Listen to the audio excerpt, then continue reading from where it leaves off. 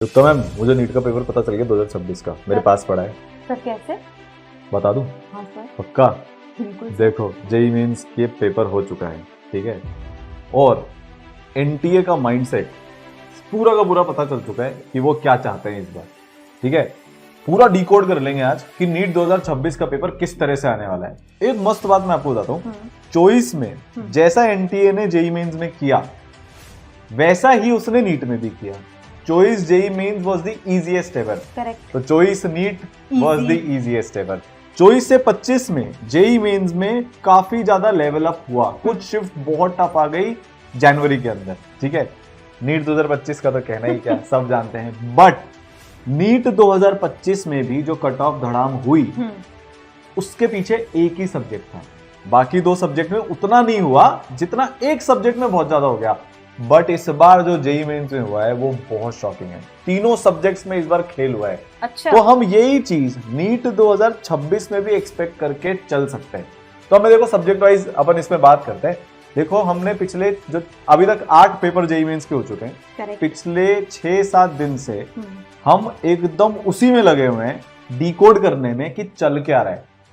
तो थोड़ा थोड़ा इसको एनालिसिस करते हैं। सबसे पहले बात करेंगे सबसे शॉकिंग सब्जेक्ट की, जो शायद नीट 2026 में भी सबसे शॉकिंग हो सकता है। नीट 2025 में सबसे ज्यादा स्कोरिंग कौन था? बायो, ठीक है। उसके बाद कौन था? केमिस्ट्री। पर नीट 2026 में chemistry can be the game changer. क्या बात कर रहे हो? बताता हूं मैं क्यों ऐसा है। देखो जेई मेंस 2026 में केमिस्ट्री का एक भी पेपर इजी नहीं आया, जबकि जेई मेंस 2025 में अभी तक की शिफ्ट की बात कर रहा हूं, 50% पेपर मॉडरेट थे, 30% पेपर इजी थे और 20% पेपर टफ थे।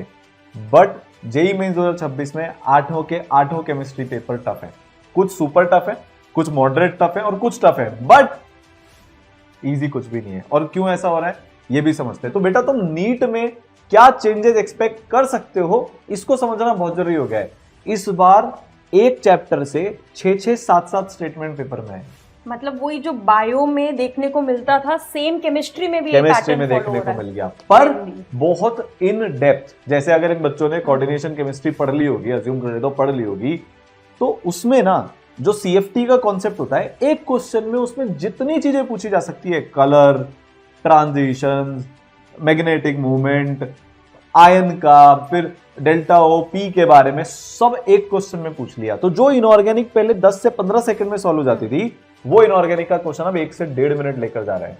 और अगर आपने थोड़ा सा भी मिसजज कर लिया तो ऐसा नहीं कि ऑप्शंस बहुत दूर दूर के है। जैसे मान लीजिए 6-7 स्टेटमेंट दे रखे हैं, तो A B C D E, A B C D, A C D E ऐसे पूछा है। मतलब एक एक ऑप्शन का डिफरेंस है, एलिमिनेशन से नहीं होगा, आपको पूरा आना चाहिए है। तो ये इनऑर्गेनिक के अंदर सबसे बड़ा चेंज आया है।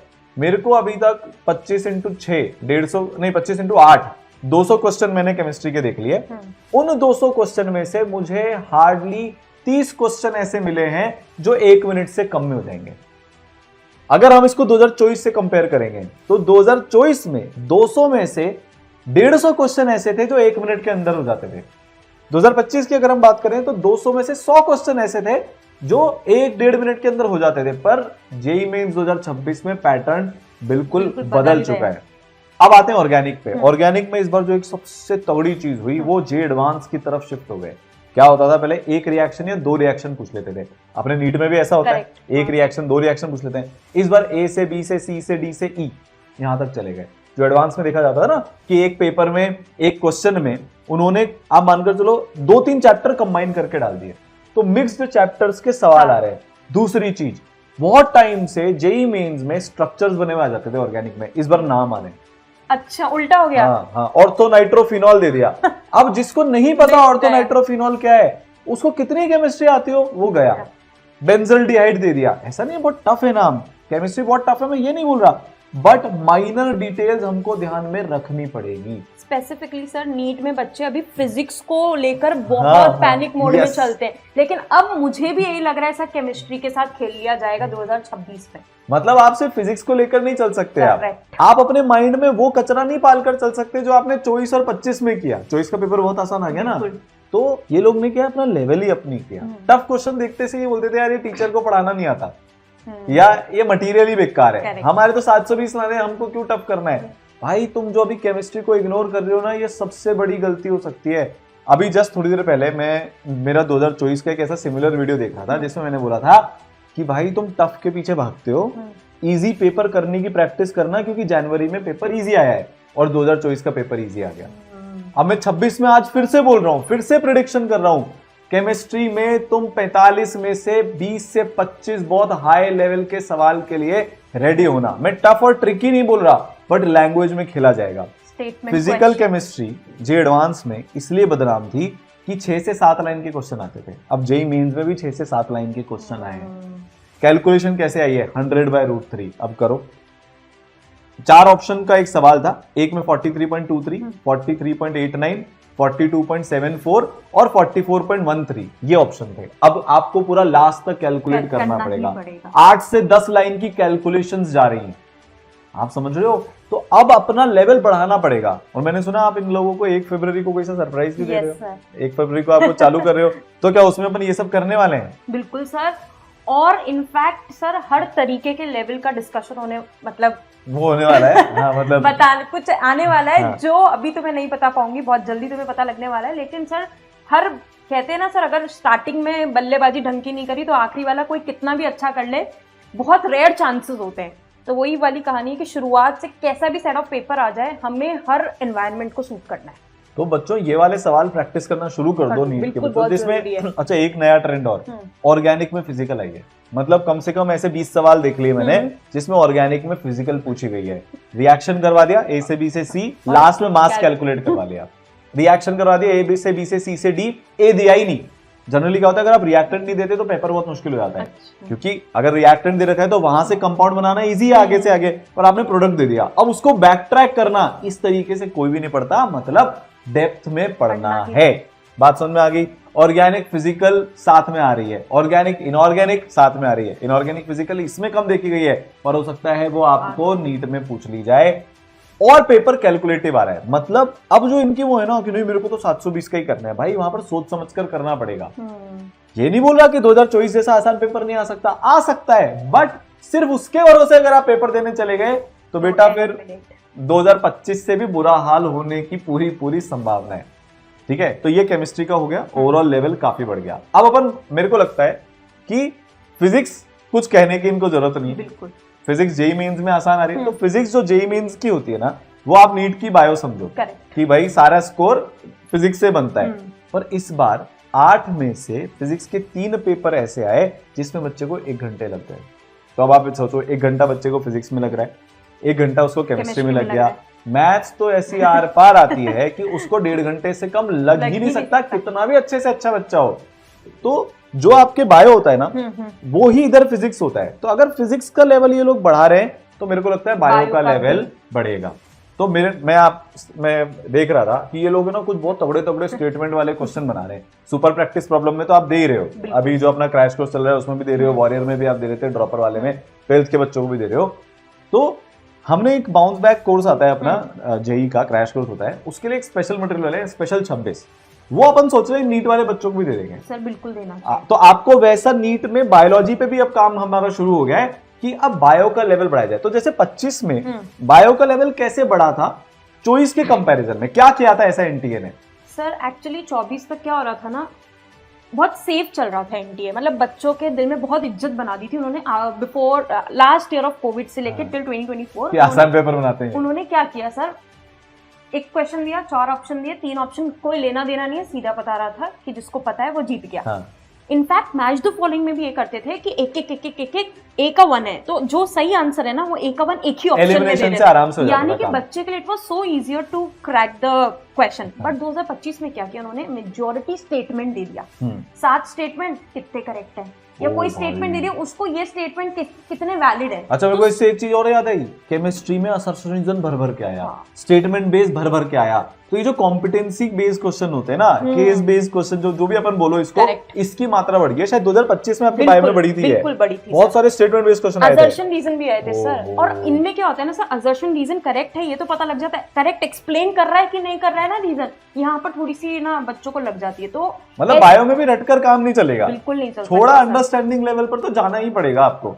तो मतलब इस बार ये भी हो सकता है बेटा कि बायोलॉजी में आप ऐसे पेपर जरूर देकर जाना जिसमें बायोलॉजी में 300 स्कोर करना भी मुश्किल हो। देखो यहां से अपने को ये इन्फ्लुएंस नहीं निकालना सर पेपर हार्ड ही आएगा, नहीं भाई। कहने का मतलब ये है कि आपको कॉन्सेप्चुअली डेप्थ में पढ़ना पड़ेगा और ऐसे क्वेश्चन करने पड़ेंगे कि 600 पर भी एआर बना सकती है और ऐसे पेपर भी देने पड़ेंगे कि 720 पर भी एआर बना सकती है। मतलब अपनी तैयारी का लेवल आपको थोड़ा सा डाइवर्स करना पड़ेगा, बढ़ाना पड़ेगा। और मैम मुझे तो ये लगता है कि पेपर जितना टफ आएगा ना उतना ही सिंसियर बच्चे के लिए मजे है। जो एक्चुअली में पढ़ रहा है अच्छे डॉक्टर्स बनेंगे, वो अच्छी तरीके से अपना लेवल अप करेंगे। तो बेटा अगर आप पढ़ाई कर रहे हो, मेरे को पता है बहुत सारे बच्चे ऐसे हैं 13-14 घंटे लगातार पढ़ रहे हैं, बट बेटा अपनी प्रिपरेशन में चेंज लाओ। केमिस्ट्री का लेवल बढ़ने की पूरी चांसेस हैं, फिजिक्स का लेवल मेंटेन होने की पूरी चांसेस हैं, बायो का लेवल बढ़ने की पूरी चांसेस हैं। जितने भी अपने बच्चे हैं, जितने भी बच्चों से मैं सेंटर के बाहर मिल रहा हूँ, सबसे पूछ रहा हूँ कि क्या तुम अगले वाला जो तुम्हारा अटेम्प्ट है अप्रैल में, जेईई में 2 अटेम्प्ट होते हैं, क्या चेंज करोगे? एक सबसे कॉमन जो मेरे को आंसर मिल रहा है ना सर, टाइम मैनेजमेंट बेटर करेंगे अपना टेस्ट के अंदर। मैंने पूछा कैसे करोगे कि सर अभी हमने एक राउंड में पेपर कर लिया, अब भाई फिजिक्स से शुरू किया, अब फिजिक्स ही 1 घंटे 10 मिनट में हुई। अब क्या सोचा, केमिस्ट्री तो आसान होती है, आधे घंटे हो जाएगी। केमिस्ट्री करने बैठे, केमिस्ट्री और टफ, उसमें भी 1 घंटे 10 मिनट 1 घंटे 5 मिनट चले गए। मैथ्स में उन्होंने कर दिया कुछ शिफ्ट में डुएबल, 5-6 क्वेश्चन आसान कर दिए, पर बच्चा वहां तक पहुंच ही नहीं पाया, टाइम ही नहीं है। अच्छा मैथ्स में आसान बेटा जेईई का मतलब होता है 5 मिनट का क्वेश्चन, मैथ्स में आसान का मतलब 2 मिनट का क्वेश्चन होता ही नहीं है। जैसे तुम्हारे 2025 में फिजिक्स था ना कि 3-4-5 क्वेश्चन हटा दो, उसके अलावा सारे फिजिक्स के क्वेश्चन ठीक ठाक टाइम लेकर जा रहे थे, एग्जैक्ट वैसा सीन हो। तो आपके साथ भी ऐसा हो सकता है कि आपको 180 क्वेश्चन अटेम्प्ट करने का मौका ही ना मिले अगर आप 1 राउंड में पेपर कर लोगे। तो जो भी बच्चा 2 राउंड में पेपर करके आ रहा है ना, वो निकल कर बाहर आ रहा है। तो सबसे इंपॉर्टेंट अगर आप कोई चीज है बेटा तो वो है पहला तो माइंडसेट और दूसरा टेस्ट की टेक्निक। 2 राउंड में मैम अब इनको सारे बच्चों को पेपर देना शुरू कर देना चाहिए कि पहले राउंड में तुम अपने 100, 110, 120 नंबर छांट लो, 120 क्वेश्चन छांट लो जो डुएबल हो, जिसमें से आई थिंक बायोलॉजी में आपके 60-65 क्वेश्चन उसमें हो जाएंगे, 25 क्वेश्चन आपके फिजिक्स में हो जाएंगे, 35 क्वेश्चन करीब आपके केमिस्ट्री में हो जाएंगे, 35 नहीं भी तो 30 केमिस्ट्री में हो जाएंगे। उसके बाद आपके पास जो 40-50 मिनट लास्ट के बचे, वहां से आपको अब अपना स्कोर इंप्रूव करना शुरू करना है। 1 राउंड में अगर आपने पेपर कर लिया बेटा तो बहुत चांसेस हैं कि जो आपका तीसरा सब्जेक्ट होगा, जो मोस्टली इनके साथ फिजिक्स ही होता है, उसमें शायद लेवल इस साल डाउन हो जाए और वो कर ही नहीं पाओ क्योंकि आप बायो और केमिस्ट्री के भरोसे चले गए थे। अच्छा एक डेडली मिस्टेक जो मैक्सिमम बच्चों ने बताई कि हम मैथ्स को इग्नोर करके गए थे, मैथ्स टफ आती है, निपट गए वो।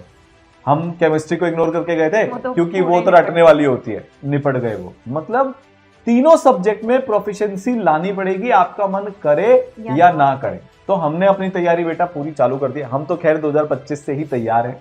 ईसरल इकलौता ऐसा इंस्टीट्यूट है जहां पर सुपर प्रैक्टिस प्रॉब्लम के लेवल पे प्रॉब्लम मिल रही है, जहां पर ये टीचर्स ना फिजिक्स केमिस्ट्री के टीचर जो हैं वो एडवांस लेवल के सवाल आपको करवा रहे हैं। बायो के जो टीचर्स हैं वो तो 2016 का एम्स का पेपर था, मेरे को बहुत ज्यादा नीट का वैसे वो वैसा वाला नहीं आती कौन से साल का पेपर है, बट 2016 का मुझे पता है। बच्चों में बहुत खौफ रहता है कि यार सर क्या ही पेपर था वो। मैं बायोलॉजी की बात कर रहा हूँ। अभी जो अपन करंटली अपने बच्चों को दे रहे हैं ना मटेरियल को, बच्चे यही बोलते हैं कि मैम 2016 के बायो का क्वेश्चन पेपर देखते हैं ना तो ऑलमोस्ट सिमिलर वाइब आ जाती है। जैसे एम्स के जब पेपर होते थे ना उसमें बायो बहुत प्यारी आती थी, बहुत प्यारी, वैसी और उससे एक लेवल ऊपर की बायो की तैयारी हम ऑलरेडी मतलब जो ईसरल में बच्चे पढ़ रहे हैं वो तो कर ही रहे हैं, बाकी सब बच्चों के लिए भी बेटा कर रहे हैं, तो इससे डरना नहीं है। अच्छा मैं एक चीज और देख रहा हूँ, बहुत सारे नीट के बच्चे पैनिक मोड में चले गए कि और अब एनटीए क्या करेगा। अरे मैं तो चाहता हूँ आसान पेपर नहीं आए, टफ पेपर आए बेटा, तुम्हारा फायदा है, पर यू मस्ट बी रेडी।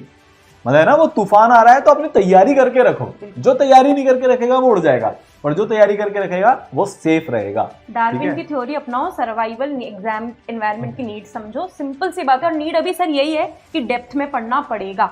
मतलब अभी भी तुम अगर ये सोचकर पढ़ रहे हो ना कि भाई जो नोट्स में लिखा हुआ है हमारे वो आ जाएगा, हम और देखो मैं तो सबकी बात कर रहा हूँ। मतलब तुम ये भी नहीं सोच सकते यार कि मैं प्रतीक सर के नोट्स में से पेपर आएगा, कोई अगर ये दावा कर रहा है ना तो बेटा वो सही बता रहा हूँ, किसी की बात मत मानना। जितना मैक्सिमम टफ लेवल की तैयारी कर सकते हो करो। अब टफ लेवल का मतलब इजी लेवल छोड़ना नहीं होता, प्लीज ये भी आप ध्यान रखना, बट दिन के 2-3 घंटे डेडिकेटेड अपने अच्छे लेवल की प्रैक्टिस के होने चाहिए, जिसमें हम 1 घंटा बायो के statement based question, assertion, reason, multiple statement based question, depth के क्वेश्चन कर रहे हैं, फिजिक्स के हम लंबे कैलकुलेटिव क्वेश्चन कर रहे हैं, केमिस्ट्री के हम मल्टी कॉन्सेप्ट क्वेश्चन कर रहे हैं, ये वाली तैयारी अपने को करनी पड़ेगी। वरना फिर आप 2026 में आपको बहुत बुरा लगेगा पेपर के बाद कि सर एकदम से पेपर टफ आ गया, हम पेपर में पैनिक हो गए थे। अभी से बता रहे हैं कि ऐसा पेपर आ सकता है जिसमें पैनिक क्रिएट हो, और अगर आप पहले से प्रिपेयर होके जाते हो तो पैनिक नहीं होगा। क्या पेपर टफ ही आएगा कि सर पक्का है क्या? नहीं भाई, कोई पक्का नहीं है, एकदम लल्लू पेपर भी आ सकता है, तो उसकी भी तैयारी करनी है। पर पिछले 10 साल का टफेस्ट पेपर भी आ सकता है, इसकी तैयारी भी करनी है, तो दायरा अपना बढ़ाना पड़ेगा। ठीक है, तो और जैसे जैसे इंसाइट मिलेगी इनके साथ शेयर करते जाएंगे, क्योंकि एग्जाम कंडक्टिंग बॉडी एक ही है, जनरली मूड एक ही रहता है, पर एनटीए है, कोई भरोसा नहीं है। ठीक है, बट हाँ, एनटीए का कमबैक जीटीए 6 से पहले तो हो चुका है कि भाई बहुत लोगों ने बोला ना कि कोई लेवल नहीं है, हम पेपर ऐसा बनाते हो, दिल पे ले लिया। अब वो बोल रहे हैं सारे लेवल निकालेंगे हम। ठीक है, तो लेवल निकल रहे हैं, लिटरली लोगों के लेवल निकल रहे हैं, और ये अच्छी बात है, क्योंकि इससे जो पढ़ाई करते हैं बच्चे उनका बहुत फायदा होता है। ठीक है, तो मिलते हैं, ऑल दी बेस्ट।